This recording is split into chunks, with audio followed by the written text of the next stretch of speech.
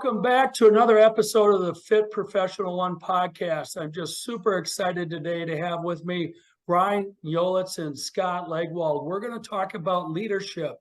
Leadership is a subject that seems kind of endless, but what we want to do is just explore what we know about it, what we've experienced, and we're hoping that you, the listener, will get some great takeaways that you can use to improve what you're doing out there in the real world. So with that, I'd like to introduce these two guys. Scott, why don't you go first and just give us your background and let us know about you, and welcome. First, thank you both for your service. These guys are both veterans, and I absolutely appreciate the time, treasure, and talent they put into the military. Thank you guys for serving. Thank you. Thank you. So Scott, tell us about you and your background.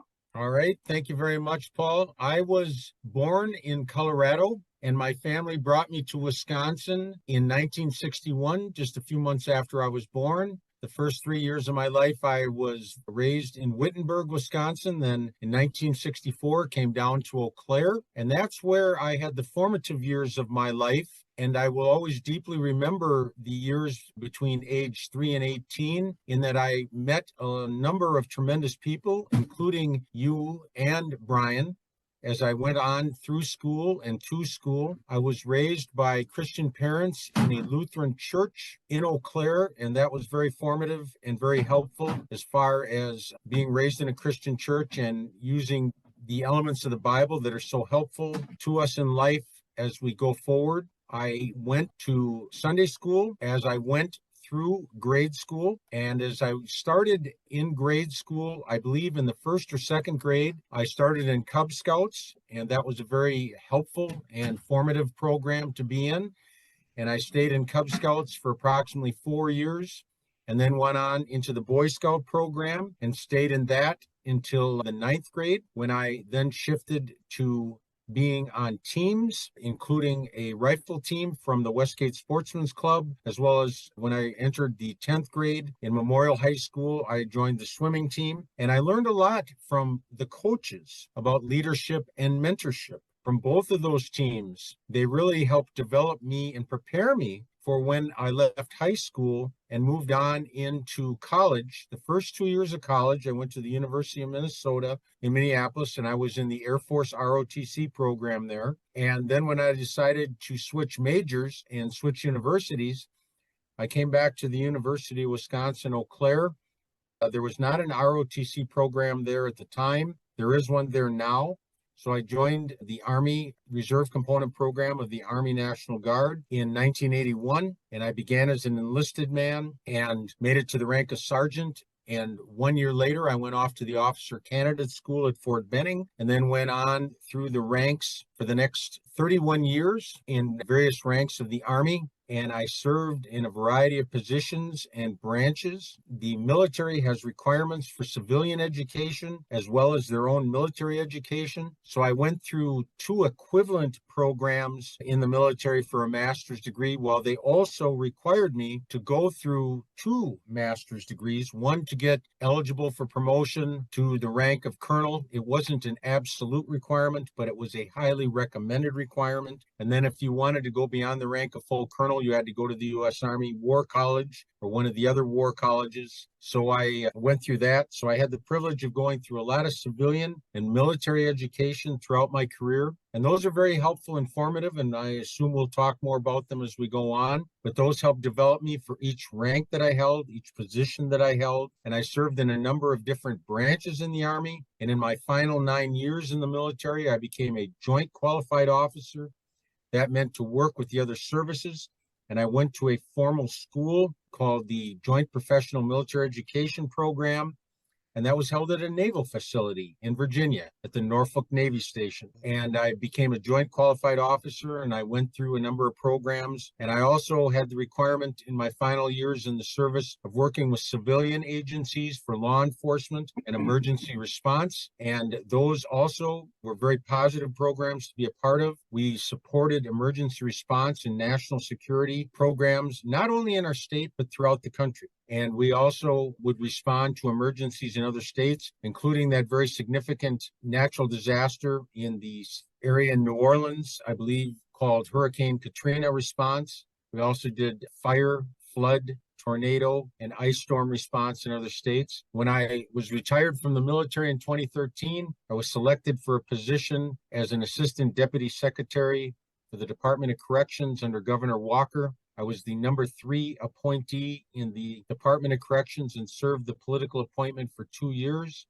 And my career and training in the military and all those formative training periods were very helpful for me to support the Department of Corrections in the 2-year political appointment that I had. After I was dismissed from my political appointment, I decided that I would like to work 5 more years, and I worked for a defense contractor, the 3rd largest defense contractor in our country, Northrop Grumman. And I served in Saudi Arabia, training their military, specifically the Saudi Arabian National Guard, which is a full-time force. And I served there for 5 years. And when those 5 years were complete, I came back to the United States and began volunteering work. And I volunteer for our church as a member now of the church session, which is also known as a church council. And I'm a member and the senior leader of the volunteer group of the Department of Defense's employer support of the Guard and Reserve program. We support all the reserve component members within the state of Wisconsin. And we also work with the employer support of the Guard and Reserve committees throughout the country to support their reserve component members. When I served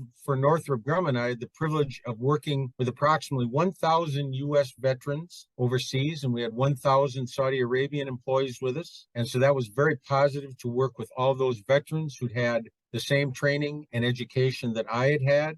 And now that I work with our volunteer program for ESGR, of our approximately 72 volunteers, they're all wonderful volunteers to work with, but roughly 80% are veterans. And that really helps us as we support the reserve component members in our state as they work with their employers to have the most positive relationship. So, Paul, that's a brief background on myself, and I'm happy to answer any questions, but thank you for that time to introduce myself. Excellent. What rank did you get to, or just how's that work, and where was that relevant for you? I made it to the general officer rank of brigadier general.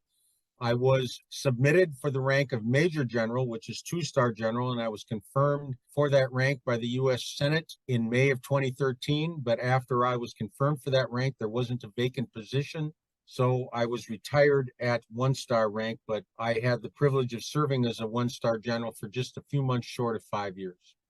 Excellent. It'll be really interesting for you to contribute to this leadership discussion based on that rank for sure. And I know, Brian, let's go to you. You received a very high rank as well. Sure. Well, thanks, Paul. It's good to be with you and Scott this afternoon. And I enjoyed listening to Ben and Killy and to hear their stories about their service in the Marine Corps. So that was a real treat, and look forward to our conversation today. Just a bit of background. I was born in Wisconsin, Watertown, Wisconsin, then moved pretty quickly to White Bear Lake, Minnesota, picked up ice fishing and hockey here in Minnesota, and then moved to Eau Claire in the 8th grade, and then graduated high school there. Spent a lot of time hunting and fishing, and then played varsity hockey at Eau Claire Memorial.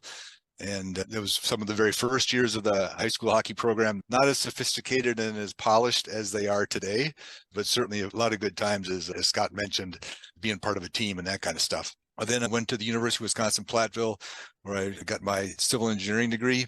And while I was there, I played rugby and participated in a couple of other programs on campus.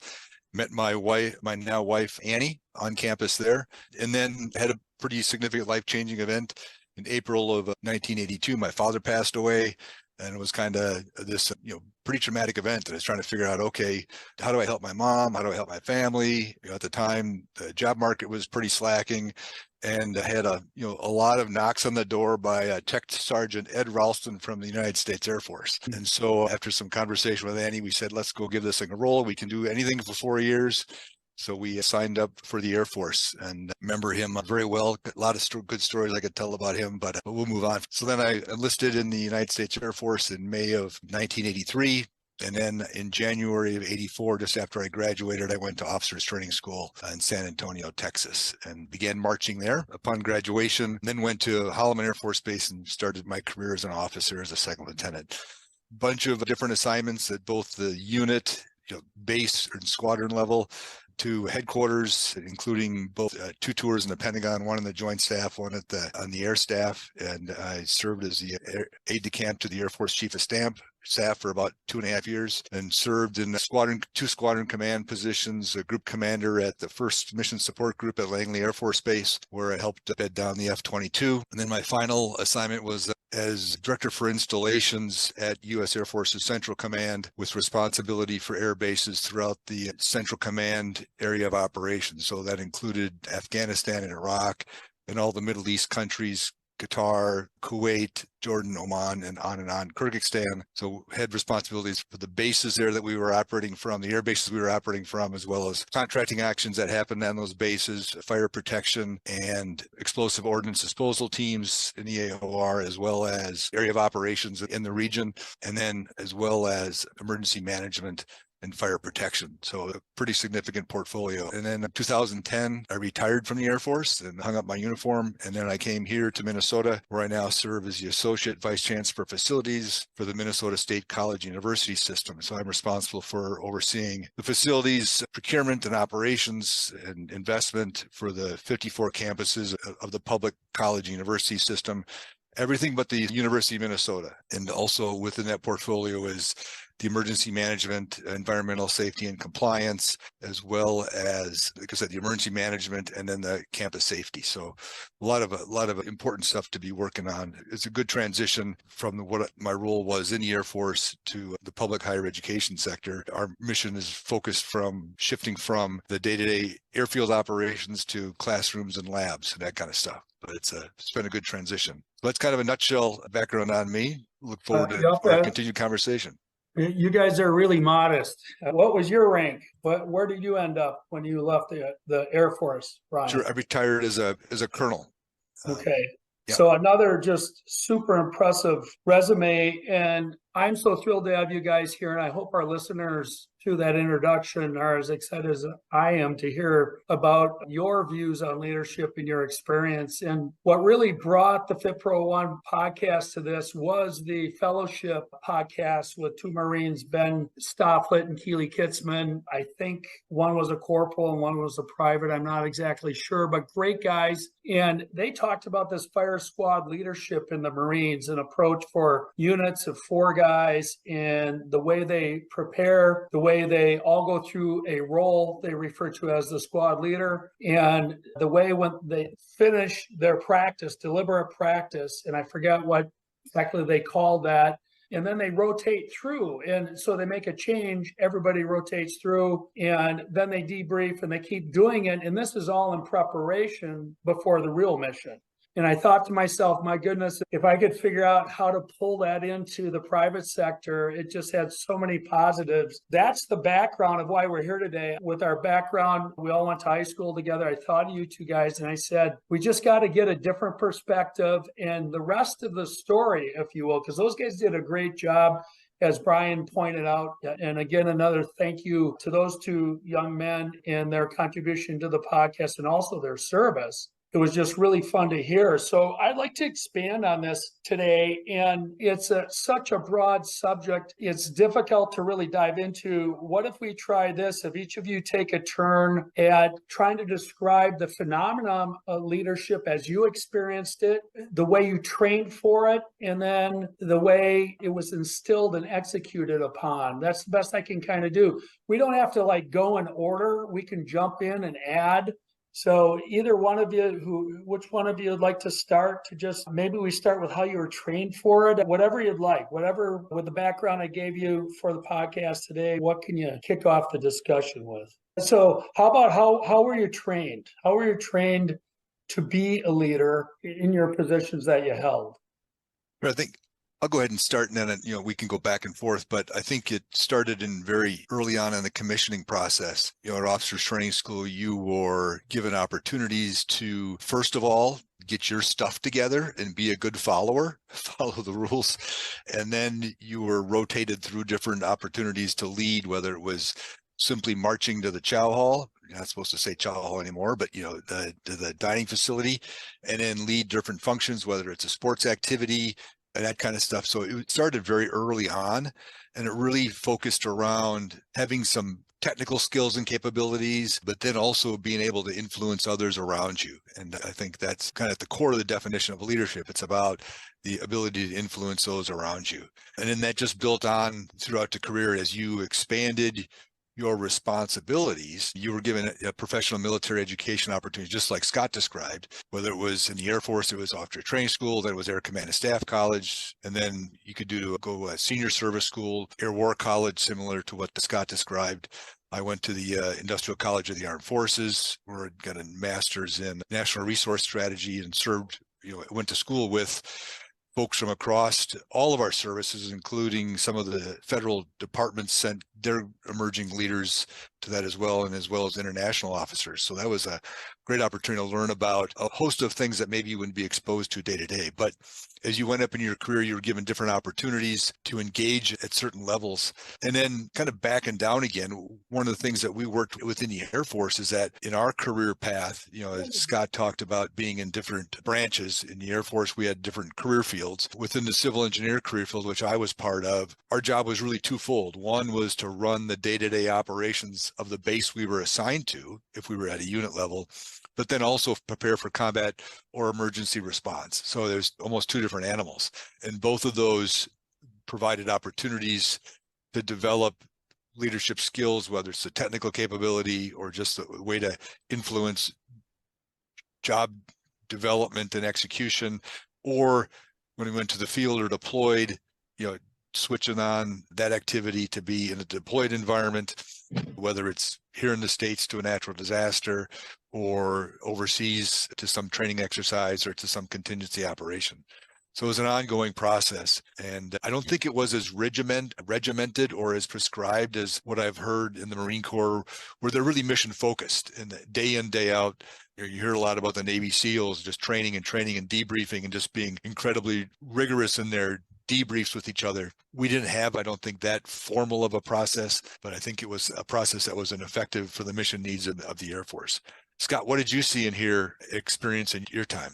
Well, I began leadership training at the enlisted level. When I went through basic training, they appointed a number of us to be leaders of our platoons that were being trained in basic training. And we had to work to lead our fellow trainees, our fellow soldiers, throughout the 2 months of basic training and then on through the next 2 months of our first program, where we were trained for a specific military occupational specialty, a specific course of training. So we had to learn how to work with our fellow soldiers and do some very basic tasks, but also that progressed on to making sure that we had accountability of people, their equipment, their safety, and also their supplies, what they had. And so that was my first experience in that 4-month program. And I went through that at Fort Bliss, Texas, at the Air Defense Artillery School. Then the next deeply involved period of training I had was at the Officer Candidate School, such as you described, wherein we were learning all the elements of becoming a newly commissioned officer in our military, a second lieutenant in the Army. And that program was a little over 3 months long. And we were learning and being trained to lead up to 30 other individuals at a time, and then working within that element, again, for accountability, supplies that were needed, safety and security, completing our missions that we were assigned, as well as going through various educational elements. One thing that was very formative after that, being commissioned as a second lieutenant, is I went back to 4 months of education and training at Fort Benning, which was called the Officer Basic Course, to train us on leading a 30-man element. And we were trained in the particular program I went through, training 30 individuals for combat, for fighting, and how to supply them, support them, evacuate them when they were wounded, and then work under another commander who was leading 3 platoons at a time. But we were also trained to step up in case we had to lead our entire company size element, which was approximately 120 people. Then the next element of training I went through was called the Officer Advanced Course, where we were trained to lead between 120 and 240 people. And we went through a program called the Officer Advanced course. I went through that at Fort Knox. And then the next program was to become a staff officer at the major lieutenant colonel level, and also become trained to command at what was known and is known at the battalion level, where you're leading between 350 and 800 people at a time, and also becoming educated and trained in leadership, wherein if you were given a brigade command or a group command, that could have anywhere between 900 and 3,500 people. And then when you completed the War College program, you were eligible to become a general officer and potentially lead the largest of brigades, or going into assistant division command or division command. And our divisions have 14,000 to 18,000 people, depending on their size and structure. So as you went on in your career and the civilian and military education matched this, you were trained to lead progressively larger groups of people and progressively larger missions, but still focused on the mission and accomplishing it, and making sure that the troops you were leading, the men and women you were leading, were supplied, and you were doing your very best to take care of them. And if you were in combat, and I served a year in Afghanistan, so I understood what it meant to supply and support people in a war zone, that you were doing your very best to ensure that your people were taken care of, and if they were wounded, that you got them evacuated as quickly as possible, and did your very best effort to save their lives, and to do the right thing if people were killed in action, and make sure their bodies were recovered and brought back to the United States. So I would say, as you went up the progressive chain in your career, you're progressively trained to lead more people at larger bodies and groups of people, but accomplish larger and larger missions, and then also work with other services and other branches of your military as you went up the chain, up the progressive line, and also work with other nations. When I worked in Afghanistan, our command headquarters was called the Coalition Forces Command, and we worked with 37 other nations that were supporting the Afghan government at that time. So you worked with other nations as well as the 5 armed services of our nation. So that would be what I would add to what Brian said, and Brian did a very accurate job in what he described, Paul. Excellent. That was a fabulous background. I think for some questions, where I'd like to start is one thing Brian said, and I think Scott alluded to too, is be a good follower. So I'd like to key on the role differential of a team member versus the lead role. And you guys have been through so many different positions and ranks that we don't have to go through every one. But for those out there in the civilian sector, what tips might you have in that differentiating role, the role of the follower and the role of the leader? And I'd like to key in on the role of the team member or the follower first. Well, I would offer that the follower must have honor, ethic, and integrity, and follow the directions and guidance of their leader. Now, in the military, we only had the authority to not follow orders if they were violating rules and policy and violating regulations. And there were at times challenging orders to follow. And of course, in a combat zone, you're following orders that almost inevitably will cause some people to become wounded or even killed. But you have to have within you the integrity, honor, and ethic to follow the orders and direction you're given, and also encourage your peers, the people that are following with you, that you all work together as a team. And it's very synonymous to look at a sporting team like a football team or a baseball team, where you all work together to accomplish what your goal is, to complete what your team is doing that day. And you all work together, and you all show mutual honor, respect, and integrity as a follower to the direction you're being given. And that's loaded. I have like 1,000 questions. I love it. And so number one, jumping ahead a little bit, and it's a different question, but is mission before alignment, or is alignment a result of mission if I am in a role on a team, based on what you just said? Because that subtle difference, see, civilians don't have the benefit of the hierarchy and the command, right? In civilian life, I loved what you said, honor, ethics, etc., to follow an order. Absolutely, you said that people are aligned, or you want them to be aligned in the military. In the civilian world, it's not always that way. I refer to it as drift. And so specific question is, well, I've asked a couple here. Let's get back to specific question. Is mission before alignment, or is alignment a result of a mission? Because it came to mind because of your analogy with a sports team.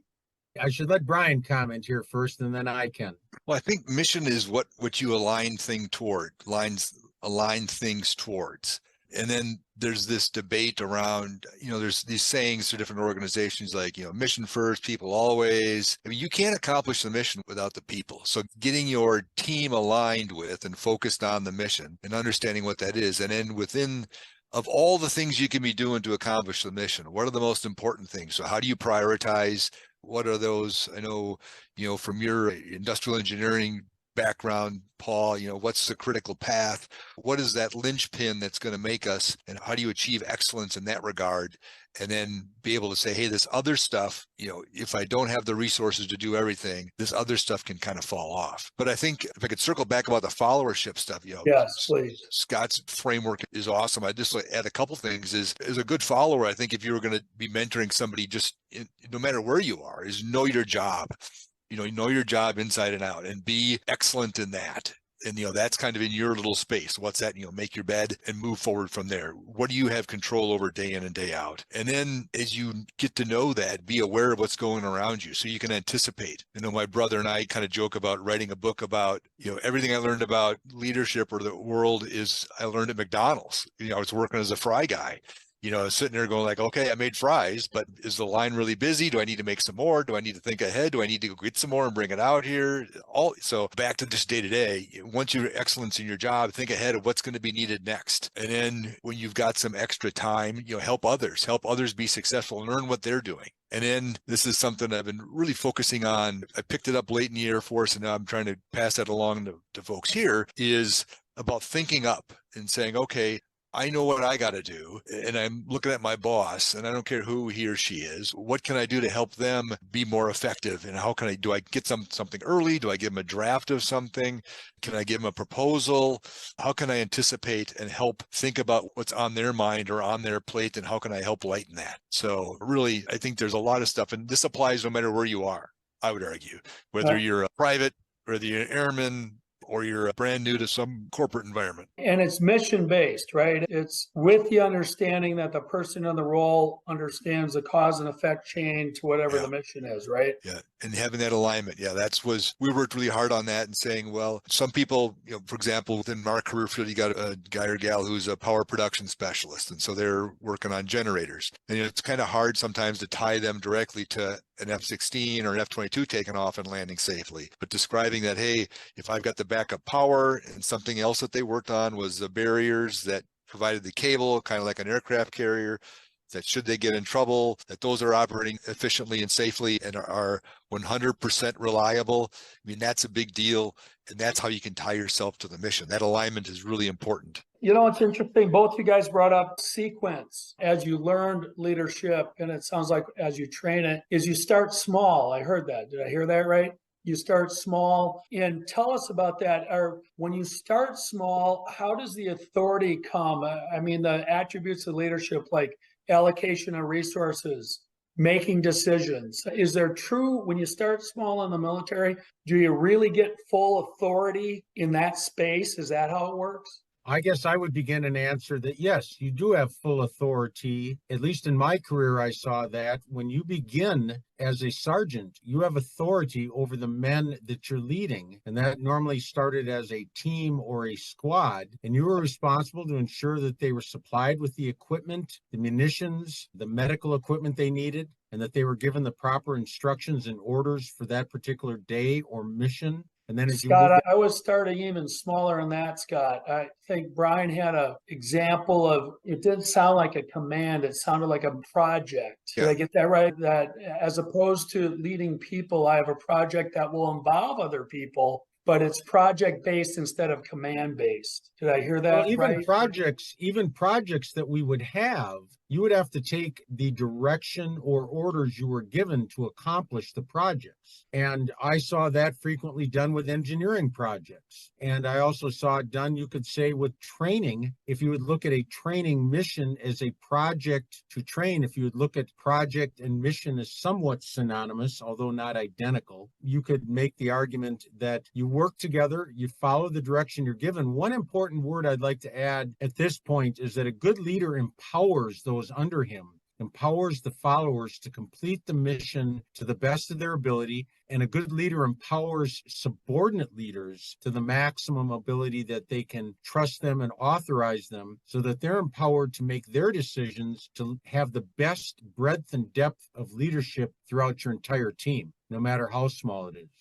So the order in the military, this is a clarifying question for me, is about the destination state or the endpoint. And then based on what you just said, there's a ton of latitude in how to deliver the destination state. So that's empowering because the order is specific, right? The order is a specific outcome. But by giving the order and with the training and background, then the group of people with a leader is empowered to figure it out, come up with the how, but get to the order state. Is that clear? I think that's very true. And I could give you one quick example and then ask Brian, but if we would look at the order General Eisenhower was given in the winter of 1943 about the landing of Allied forces in France and the liberation of France and then progressing on for combat against Germany and ultimately the winning of the Second World War in the European theater, he was given a very broad direction, a very broad order. It was the invasion of Europe and the successful accomplishment of landing of the forces and progressing inland. And all of the work he did with all of the troops, airmen, naval forces, and of course we had an Army Air Corps element at the time, but he worked with the Canadians, the British, and the French. And that day, we landed no less than 80,000 people, and it was the largest single operation done in World War II. But General Eisenhower was working with extensive numbers of other generals and admirals and subordinate leaders, all the way down to the sergeant level. And those men and women, and there were some female medics that were ultimately landed, but all those people had to be empowered to do their specific mission that day and bring the culmination, the success of that order of landing forces in Europe, successful landing on the beaches and defeating the Germans and going inland. And so again, he was given a broad order by Winston Churchill and Franklin Delano Roosevelt, but Eisenhower did that. And again, he did it through his leadership and also his empowerment. And also a good leader has to be a good listener. I'm sure we'll talk more about this, but the best leaders in our history have been the best listeners, taking in the feedback and the input that those they're working with and their subordinates are giving them on a mission or a task so that they accomplish it correctly. And I would offer this, that when I was in the final years of my training, when I became a general officer and the chief of staff of the Army, the 4-star general is instructing and training us,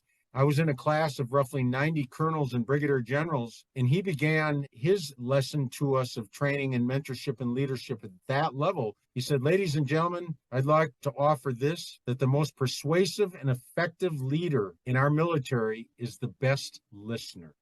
Brian, what do you have to add on empowerment and listening and everything we just heard? Those are two great topics, and I agree 1,000% about the listening thing. So, but I'm going to just build upon Scott's comment around empowerment. And really my perspective around leadership is really around creating an environment. You know, we talk about orders, and it's often, I sometimes want to caution people that in the military, we don't run around barking and saying, hey, go do this, go do that, go to that. Our orders are really around setting the desired outcome or the expectations of what we want to have at the end. It's not around telling everybody how to make things happen, how to specifically do them. What do we want generally to have happen? And then within the confines, as you know, Scott described, the rules of engagement or statutes or policy or procedure.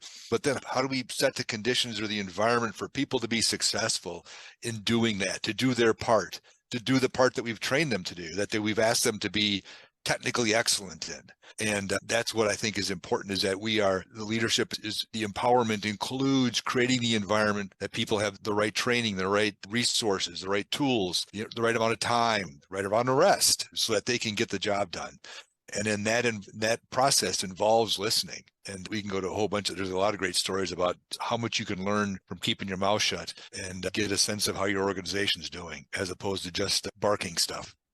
Those are just excellent comments, and I agree 100%. And I use the term destination state for the outcome, and then letting those, just like you guys said, there's a ton of overlap, I think, to the civilian based on what you just said for professionals out there. And you guys are out in the world now too, where I heard a bunch. Number one is, what is it that we're trying to accomplish? And so there's a good communication of that. And it comes down in the military, sometimes as an order or a mission to be done. You use your resources. And one thing I heard is you can really count on the training, the technical competence of the players, if you will, that you're going to put on that particular mission. So that's interesting, is that there is a confidence in no letdown. I think it might be true in some organizations that are non-military where you have some weak links, and we have this thing called margin where we only can fund so much training. So it becomes a prioritization of the tools we think we're going to run into the most. But then said mission comes up and we talk about the destination state, and we got to bring in the players that we have with potentially some knowledge, skill, or discipline gaps that don't optimize it. I've always been jealous of the military because you have a budget. It's like being able to guarantee revenue, right? It's that kind of thing. So I guess as I heard you guys, that sounds spectacular, and I want to mimic that to the extent I can. But I often run into the constraint of a limited budget, especially when it comes with training, because training takes margin, right? Training will create a product and a service later, but training right now today, when I don't have extra people bench strength, if you will, doesn't actually get a product out the door that I can invoice. Yeah. And there's a lot of small companies out there that are in that state of being. So this is a great place for you guys to take my comments and what have you done in your private sector jobs to overcome that? And what would you like to embellish on that comment? First of all, the military's got a budget too. I know. It's not just flush, because I mean, if I would ask my pilot friends, do you want to fly again today? They'd say, hell yeah. Any sortie I can get, which is, a training mission. Yeah, they'd love to fly every day. They'd be able to work on basic flying maneuvers, all that stuff. And same with a ground commander would say, hey, I want to take another field training exercise or FTX. I want to be out with my troops and make another run at this. To be able to do that red teaming or that debrief that 𝗕𝗿𝗀𝗀𝗀𝗀𝗀𝗀😂 talked about, but it doesn't exist. So financially and time-wise, the military is constrained as well. But that's where you got to prioritize and say, okay, how can I make the time that I have, the money that I have, be most impactful on the mission, on this destination state that you've described. And I think that's what commanders that listen and understand can help bring that to bear, to make sure that they understand where they may have gaps in their organization and how they can bring the right training, the right intensity to that to get where they need to go. And then just from my perspective here is we're working really hard on doing some mindful cross-training of people so that they have some sense of what another person does. My role here, everybody's one deep, and that's, when somebody gets sick, gets hurt, particularly during COVID, we had a lot of issues. There's got to be some cross-training. Now, are they going to be a 100% capable individual? Probably not. But can they at least log on to the system and they maybe clear a couple of the basic issues or bring to closure a couple of transactions? We would hope so. And that's what we're trying to build. But it's an ongoing effort because you've got some people advance, they retire, they move on, professionally develop onto another opportunity. That's an opportunity for everybody to move up and fill the gaps. But then there's also gaps in other places you got to fill and adjust for. So anyway, Scott, how about you?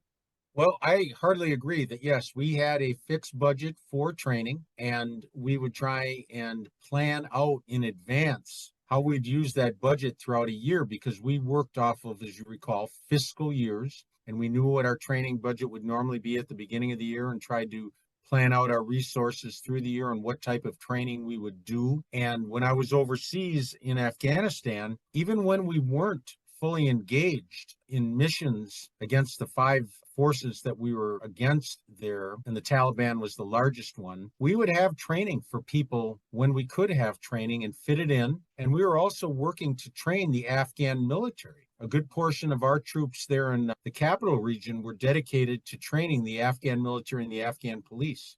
So we used our limited budget, and when we had extra time that we could apply to our own staffs, we'd have some limited training. And as you noted, this is a great point you brought up. Cross-training is really helpful to keeping your organization flowing. If someone loses a skill, or you lose someone due to a sickness or being wounded, or they're lost to you completely, and you try and teach them the basic skills to keep going on your mission area. And I also learned this too when I worked for that defense contractor for 5 years, that when we had periods of downtime, when we weren't training or doing maintenance or medical support for the Saudi Arabian military, we would train our own people, and we would use our own classrooms to help train our team. And we would use the leaders we had in management and leadership and team leading. And we also, with our limited budget, would hire some personnel to come and enhance our maintenance training and our medical training. We brought contractors in from Europe and the United States, and we also brought in some contractors to enhance our management's quality training. And I went through a quality course there for 9 weeks while I was serving there. So I think you brought up a great point, that use your limited budget and enhance your training when you can with the time you have. I think that's a takeaway I want to make sure the listeners have pulled out right now is my pissing and moaning about no redundancy is as close to not acceptable as possible. In other words, make it a priority. So that's a really good point, and it makes really good sense. So when we make margin, we need to route some back toward training, redundancy, cross-training, backup, all of that. The other thing that I think is kind of interesting, and I want to make sure that the listener understands, is Scott just talked about taking some of the training budget, and it's essentially, in my world, other provider, and we're all in the private sector now, but you said other contractors, other countries even. That's really interesting. In my world, it can be my vendor, my subcontractor, my supplier. And there's a book out there I want the listener to know. It's by Jeff Toole called Mastering the Complex Sale, where he outlines what Shell Oil did with exactly that. And Scott, someday we can talk about that. I think I'd like to know if that's in line with what you experienced, but those are some takeaways I wanted to insert right there. And it's fabulous. And we can come back, but with limited time, another thing you both brought up, besides the listening, great leaders are the best listeners, or great listeners minimally, is influencing your team. So can we expand on that a little bit? And do you have any tips for people like me who have no military background? What can we take besides that listening avenue, or could you add for us that would help us in a very positive way influence our team members to accomplish our missions? I'll begin with the thought that I was trained on early, and that's being present with your team. Don't transmit instructions on paper or telephone or computer. And while your team is doing their mission, make sure you're with them. And if your team is out training, make sure you're out there with them while they're training, or participate in the training with them. There is no substitute for being a leader who's present while the mission is going on or during training. And another important thing to do as a leader is be with your team at the end of a mission. And we had a term for this called an after-action review, or a lessons learned forum, where you talk to your team and you ask them about what you felt went positively and what you feel needs to be improved upon. And I'll give you one quick historic example. When General Patton took over command of U.S. forces in North Africa during World War II in 1942, he replaced a general who wasn't present with his forces at the front lines. And General Patton led the way for the next 2.5 years in his career. And yes, he made a few mistakes at times, but he always led for the front. And another great example was during the Civil War, Abraham Lincoln always visited his leaders at the front lines, and he visited the troops in communities and cities where it was safe. So there's no substitute for leadership, visiting and being present, and leading from the front where possible. Super. And in fact, Ben and Keeley brought that up too, because we use the Amazon CEO, should he go to the warehouse and throw boxes? And they said, no, he doesn't have to throw boxes with the guys throwing boxes or the gals, what he has to do is just go acknowledge they're in the muck, doing a good job. And I think that aligns really well with what you said, Scott. What do you think about the practicality? Those out there that are going to throw out excuses that there's some constraint that might keep them from doing that. I guess the advice is just figure out how to overcome it. Yes, when I worked for Northrop Grumman, my last position with them in the 5 years I was there was I was the manager of their entire eastern region, roughly 1/3 of the workforce. And I didn't let anything inhibit me to going out and visiting the training we were doing for the Saudis, visiting our personnel. And if I had anyone in the hospital, I'd go visit them in the hospital. And I always had town hall type meetings once a month to take the input from our men who are working for us. So again, I think if people make excuses or try and say they can't do something, they're being an ineffective leader. They have to find a way to lead from the front, be present, because again, if you're not out there with the team, learning from the team and being present, you're missing a great deal. Your people who work for you, they're going to be saddened by your lack of presence. Excellent. Brian, you brought up figuring out how to influence people. Tell us more. I'm going to keep talking about presence, and just it's a little bit of a different in terms of listening and as part of the communication process. I mean, it goes in any relationship when you're having a conversation about being present, meaning you are truly listening what the people are saying, their body language, the tone of voice, and not thinking about, well, what am I going to say next, or what's the next meeting going to be, or what's the next on my schedule. I mean, really being present and asking open-ended questions. I used to like going to the dining facility and just sitting down with some folks and saying, hey, tell me about your day. What was the best part of the day? What sucked the most? And that kind of stuff, and kind of opening the door, and then just letting silence be. It's okay. You don't have to fill the silence, and allow the conversation to flow. I think that's really an important thing about being present. Scott's point about being present, being there, but then also being, when you're there, be there, if that makes sense.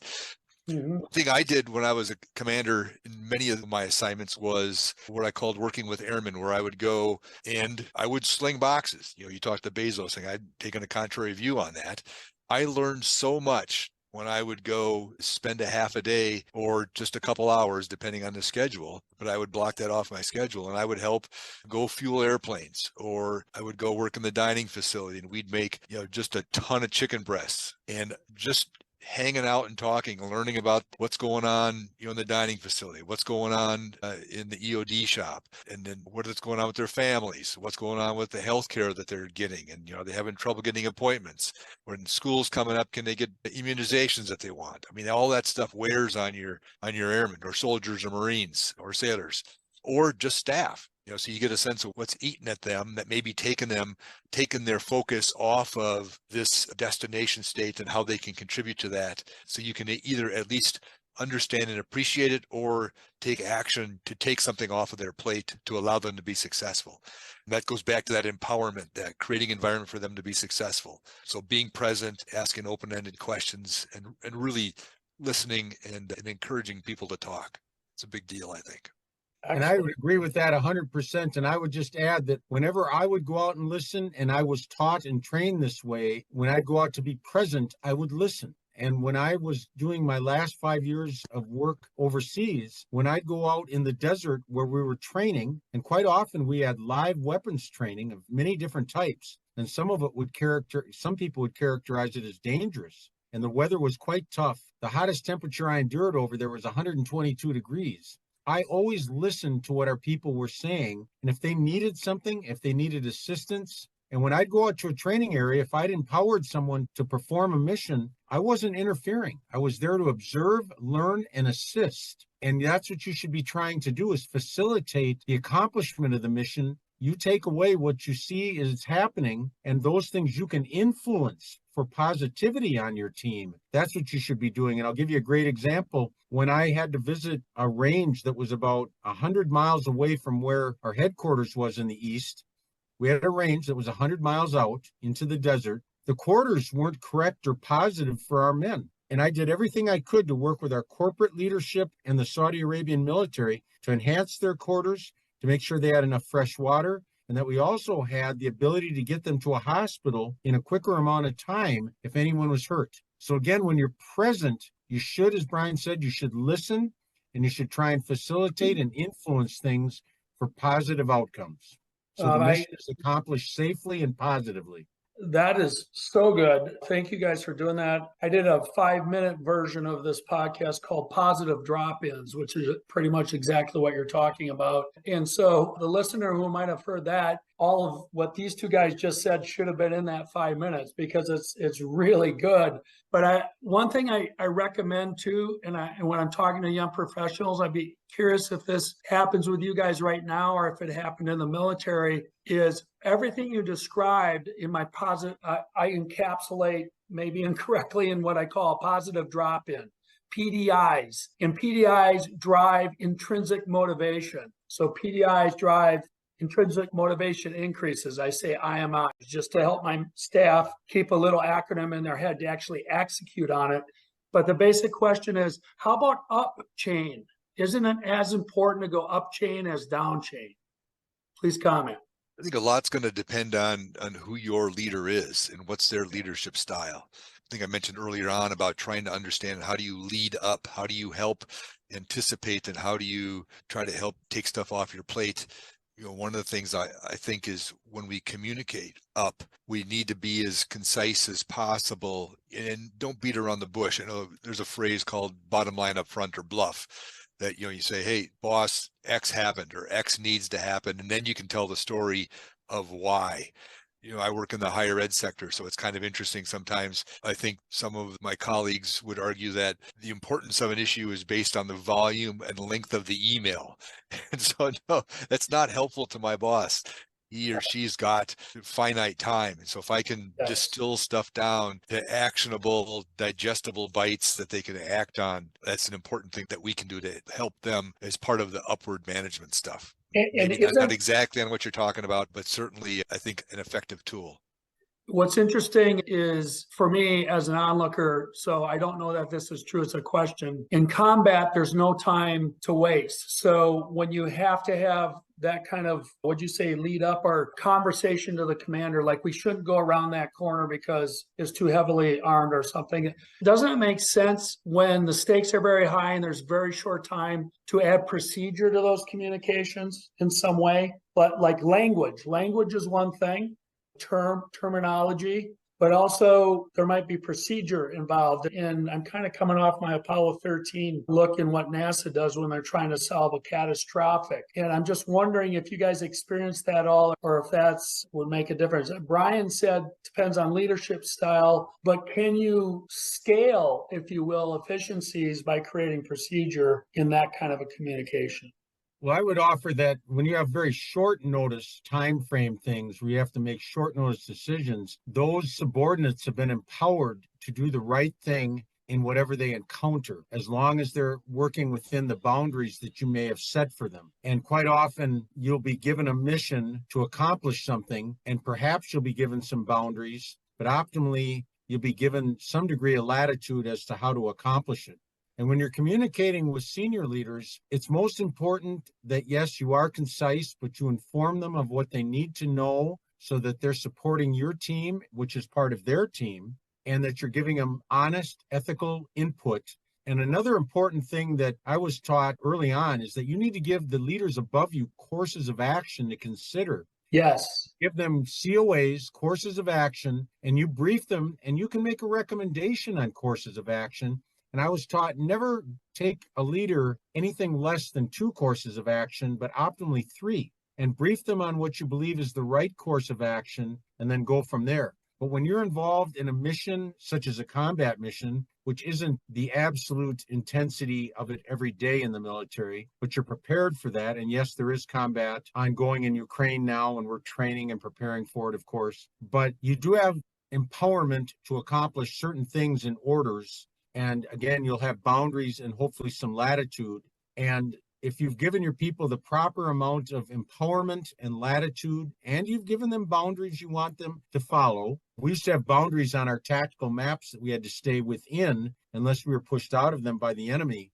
If you stay within your boundaries and you accomplish the mission as you're directed, and you utilize the empowerment and latitude you've been given, that's very effective. And again, you need to take, as you go up the chain to your senior leaders, positive information about how to solve a negative circumstance or one that they can simply improve upon. And for the listener, one thing that we do that would fall right into what Scott said, and you've motivated me to do a better job. I don't think we're doing a good enough job with this, but the boundary would be a certain capital expenditure to solve a problem. For instance, maybe that's $100,000 of capital. So let's say the 3 solutions they've come up with are more than that. We actually have a procedure then for them to go ahead and justify that and actually come in with a completed action plan. And that's what I was getting at with procedure. And so I think we have it partly right, but I think my organization has to do a better job in making sure that if it's 101,000, maybe we should be a little bit more rigorous with our rule. I'm not quite sure. I mean, that can break the back of the spirit of the team as well. But there's definitely boundary rules that you need procedure, I think. That's an example, I think, of what you just said that we're trying to do. Does that make sense? Yes, it does. Yeah. And what I found interesting, you made a note of, is you said, bring 2, 3 is better. That's outstanding. That's just outstanding, because with the recommendation, in your experience, Scott, did you mostly go with the recommendation when they brought 3 with the recommendation and essentially did the cases? And how often did you not just take the hard work that they had done? I'd say 9 times out of 10, we would listen to the recommendation of our subordinates. That's what, yeah. And the only time that we might modify their recommendation is if we had information or we had some direction from other senior leaders or peer leaders that maybe we needed to modify something, that we might do so. But I'd say the vast majority of the time, we'd listen to the recommendation of those empowered subordinates below us. Yeah, and I think that, in fact, is empowerment. There's a procedure that drives the personal self or the personal responsibility, the self-reliance to the solution that supports the mission. So outstanding. We're coming up on the end here. I wonder, in the last roughly third here today, can you 2 comment on your experience in what the biggest gap, if you will, in knowledge, skills, and disciplines regarding leadership in your private sector experience was when you arrived back in the private sector? With all the good stuff you've been talking about, what have been the challenges or the biggest obstacles to overcome or skill gaps to train in the form of leadership at the organizations you entered? Let's see, I can go. I went from my role, spending a lot of time in the Middle East in combat operations. When I arrived at Air Force and Central Command, we were in the process of working our way through the Battle of Basra and supporting that and the initial elections in Iraq. And then in Afghanistan, we were ramping up forces. We were bedding down a ton of folks. We were building bases. We were trying to help build the ring road. I mean, there's a lot of stuff, a lot of decisions were being made very quickly. And when I got here, higher ed as a culture is a collaborative culture, or a lot of discussion. I mean, that's what they embrace, is the discussion and the debate. And then so I struggled a bit with the decision making. I'd say, I think we've talked about this long enough. We need to decide and let's go. So that was the acknowledgement that we've talked enough, and then making a decision to take action and go. And then say, once we've made a decision, let's keep going on, unless there's something just crazy about the conditions that we made the decision under that they've changed dramatically. We don't have to reopen everything and have another discussion about the decision. So there's a whole bunch of other stuff involved in here around leadership, but that was kind of the one that I found interesting and just something that I worked through, and I think we're in a pretty good place now, at least for me. On that one, Brian, so decision-making so accountability or authority then, was it a more blurry line, or was there an actual process of collaboration to decide? I think my assessment was those that I would argue had the authority to make the decision wanted to allow discussions to continue way beyond where I think there was value added, not just personal opinion. But Right. we could talk all day long about the shade of eggshell or white or beige on the wall, but we've got to decide and get the wall painted. So we could talk all about the hues and the tones and the light, but we got to get the wall painted. So let's go. And everybody's had input, and we've made a decision. Let's go. And that's one thing I know. In your realm, then, did you fix that in your authority span of control? And if so, how'd you do it? what I did is I tried to tell people, I did tell people that we're going to ask for input. Everybody's going to have input, and I'm going to listen, and then I'm going to decide. And don't take it personal that if I didn't take your recommendation, it's because, just as Scott described, maybe there's something else, another lens that I had available to me or that I need to be aware of that maybe I couldn't share with everybody. Or on the overall merits, there's another option, another opportunity that we needed to move out on, another COA.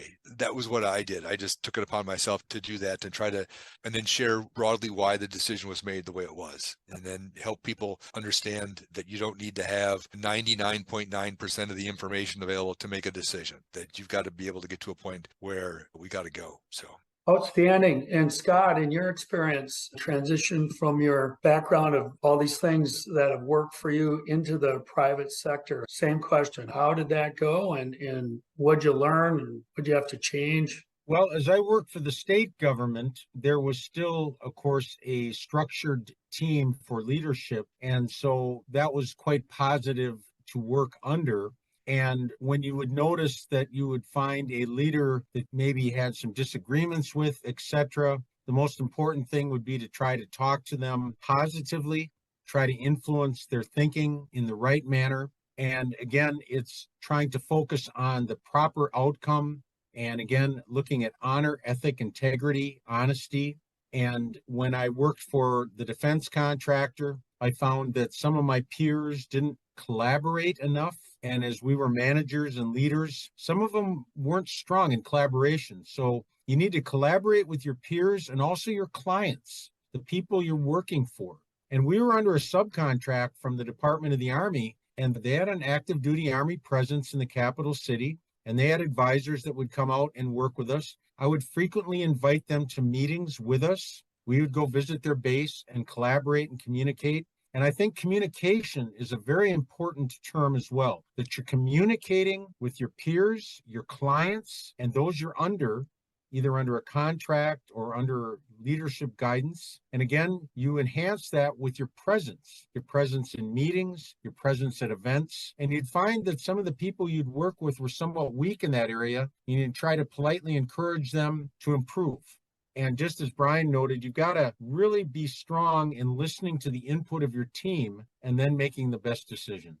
Did you ever run into any obstacles in the private sector? You talked about disagreement. You would turn it positive and discuss, but do you have any war stories, if you will, where things didn't go exactly as planned and you were able to rectify the situation to deliver the mission? Yes, I had times when I'd run into an obstacle with leadership, both in corporate world and in state government, and I try to resolve that issue with the best courses of action. And when you can't reach a conclusion, and I didn't have to do this very often, in fact, it was somewhat of a rarity, but then go to the next level of leadership and inform them of the challenge and let them make a decision. So try to resolve issues with your peers and collaborative organizations. But when you can't, you really have an obligation to inform those above you so they can make a decision.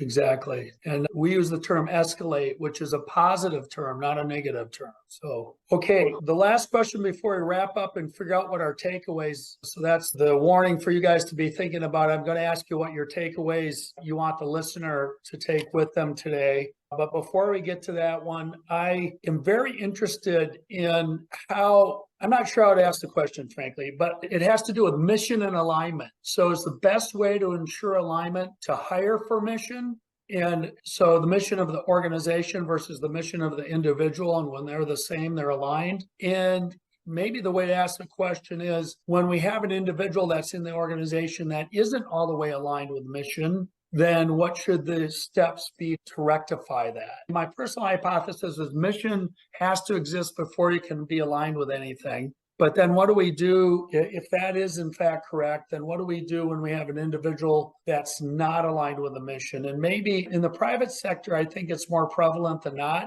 There's the people that kind of walk the talk to get the paycheck in many organizations. Certainly we want people that are jacked up about what the organizational mission is. And they do the things like you said, like bring alternatives for decision, et cetera, et cetera. But could you guys comment on that? Mission versus alignment, and how do we ensure we have it? How do we get it? Alignment with the mission. How do we get that? I think that's got to happen on both ends, by the leader, by the organization, and then it's by your practices and how do you reward people for their activities. Are you rewarding and acknowledging actions that are in alignment with mission accomplishment? So I think that's one way to do that, is to reward those activities that you see are in alignment with the mission and what your organization is trying to accomplish.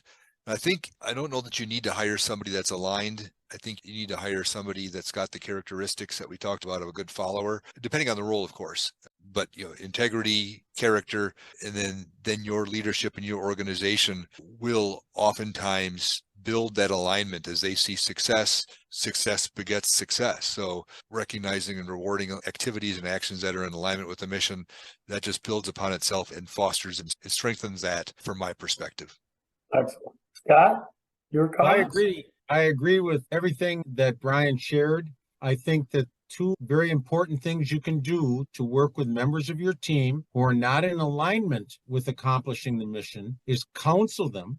Counsel them as to improvement, polite and effective counseling. And you can also term that as mentoring. But counsel them, and as Brian also noted, reward those that are positively doing positive outcomes. And I had the opportunity when I worked in the corporate environment as a manager, I was given a portion of our corporate budget, and it was distributed amongst managers where we could give bonuses and recommend others for even greater bonuses or awards, certificates of accomplishment. And the Saudi Arabian military would even give some of our corporate employees rewards that were gifts and positive outcomes and recognition. So if you can reward and recognize those that are going above and beyond, and you try to politely counsel and mentor those that are out of alignment, that can really help ensure that your team is doing its best to stay in alignment.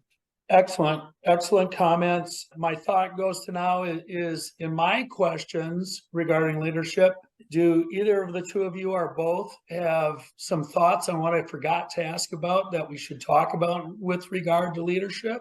It's a big topic. One point I would like to just to kind of underscore is that for the most part, my experience is if I had to rely on my rank to get something done, then I failed. I didn't do enough, didn't do enough listening, didn't do enough sharing of information. So I know a lot of folks would think that, hey, as you get up and higher in rank, you just run around yelling at people and tell them to go do stuff. And that's not the case. It's about describing the mission, describing the vision of where we need to be going, and then helping create the environment that Scott talked about for people to be successful and drive towards that. So rank and position, I can probably count 4 or 5 or 6 people on my hand right now, just enlisted guys and gals who organizationally, were not on the top of the org chart, but certainly they influence the organization and its success just because of their attitude and of their character. What is the functionality of rank then? It's a recognition of experience, and it's also a recognition of authority and responsibility. And then there are times when you can just say, hey, I'm a major and you're a captain, thou shalt do this. But if you have to get to that point, something's not worked out fully. Sure, and we get that. I just wanted to add that because it's all over the place.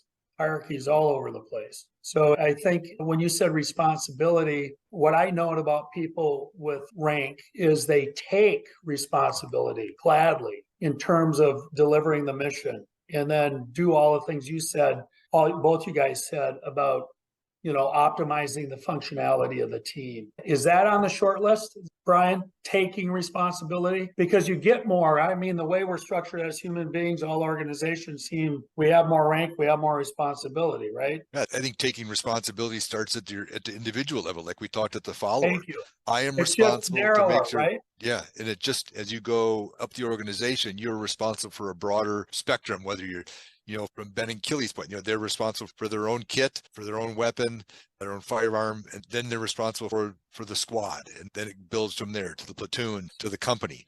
And so, I think that responsibility, taking ownership and responsibility for what's been bestowed upon you is what you got to do. Super. And Scott, same thing. What do you have to add that we haven't talked about today? Anything come to mind? Well, I think what Brian just said was perfectly said, that we need to acknowledge those elements and points that Brian shared. I think one thing that's helpful that we can do as leaders is when we see anything creep into our world of work that really doesn't belong there, and people start to get angered with one another or debate or argue. And right now, in our politically divided nation, and we have these topics that really bother people and they find it hard to discuss, we need to encourage them to separate those topics to private time and their own discussions. Yes, they can discuss these tough topics with friends and family, but try to keep them out of the work environment, and don't let them influence your work environment and your collaboration and your communication. And I ran into that a few times in both the corporate environment and working for the state government, that people would let political issues, religious issues, and other issues that were in the media interfere. And we need to politely encourage people to take those topics out of the work environment. Yes, you're empowered to discuss them under our Constitution. You're empowered to discuss issues and talk about them, and you're empowered to go to whatever church you want to, and you can even run for office. You can do a number of things in this nation that you can't do in other nations, but we just need to try to keep anything that can be a negative influence like that out of our work environment. Okay. Those are excellent things, you guys. I'm learning a ton today. What I'd like to do here as we wrap it up, can we make a short list? I'm going to suggest 5 items that if a listener is having issues with leadership or leadership training based on our discussion today, that they should really focus on. And I'm going to start the process. Let's work together. So it sounds like become a just excellent listener. Yes. I Okay. agree. And these also would count as my takeaways for sure. And another one, who wants to put another one out there? Be present. Being present. Be present. Okay, good. So be excellent listener, being present. Empower your subordinates. Okay, excellent. And by doing that, create the environment for them to be successful. Okay. Is that the same thing, Brian? Yeah, that's just it's a complementary scope of that, I think. I would argue. Excellent. And then do we need 2 more? I think we do. I think I would argue that there needs to be this concept of trust and integrity. So if you say you're going to do something, you do it, and then your team can trust you. And then when there's trust up and down, mutual trust up and down, the team can be way more effective. I mean, we were talking earlier on about how do we know that we shouldn't go in that door? Well, because we've trained on that, and that guy or gal on the point knows that we shouldn't. So I trust them to make the right decision. In that podcast, I call fellowship and trying to reduce it to trust and loyalty. Yeah. Would fellowship be in there, Brian? Yes, I think that's trust and loyalty. When you've got an organization that's successful like this, I think that builds that fellowship. You see the same thing on a team. Once you've had shared experiences, then you build fellowship. Yeah. And fellowship's kind of a lagging measure. It's lagging. It's a result of doing things right. Okay. All right. Another. I would offer the 𝗕𝗿𝐶: collaborate, communicate, and offer courses of action. I like that. The course of action. Brian, you want to add another? Just recognize good behavior. Yes. Then acknowledgements. Yep. Acknowledge good behavior. Excellent. So that's great, you guys. I really appreciate you being here. I'm going to start with my takeaways, and I'll keep it really short. Things I want to work on. I think the idea of being present is one that drifts a little bit. I think you convinced me I got to get my butt back on it. And I've had periods in my career where I've done that better than others. I think I need to improve on that one in the short term. So that's a big, and in the way that you guys described, I really like that. Thank you. I'm going to work on that one. The other one is, I don't know if you ever stop practicing being a good listener, and I really want to get there. And then for me, the third takeaway that I'm going to try to work on is kind of a retraining of the courses of action that Scott had brought up, and reestablish and encourage people to do that as a way to be completely empowered, right? And in alignment with the organization. I think I need to work on that one personally. So you two guys, what takeaways do you have, maybe for yourselves, but also for the listener, that they should focus on? And we've kind of made a couple lists already. Anything to add? I guess kind of spawned on your comments, kind of, things you can work on. I would argue that this is an ongoing thing. Leadership is an ongoing practice, and we're never there. We have to continue to come back and resharpen our tool, resharpen our focus, whether it's on listening, about recognizing, whether it's around collaboration. We got to be intentional, and we got to keep working at it. I know I'm not there, and that I don't know that I'll ever get there, but that's part of the process. That's part of what gets me excited about trying to be better. Yeah, life happens, I work agree with all of that. happens.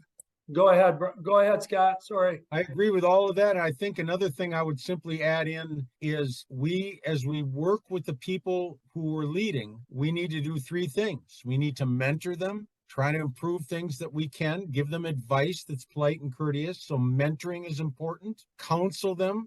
Counseling and mentoring are similar. Sometimes counsel is formal, but it's private. And again, reward them when we have the opportunity to reward them. And Brian and I have been talking about honor, ethic, integrity, and trust and loyalty. Those three words really matter, that we need to encourage honor, ethic, integrity, trust, and loyalty in our employees. I learned a lot. I really enjoyed this. I hope you guys did. Thanks for being with us today. You have anything you want to add? A goodbye? I want to thank you for your service again. I really am in awe with you guys, and I so appreciate that. And of course, I appreciate your friendship too, and your willingness to come on the Fit Professional One podcast and share your super valuable insights with the listeners. So glad to have you. Thanks for being here.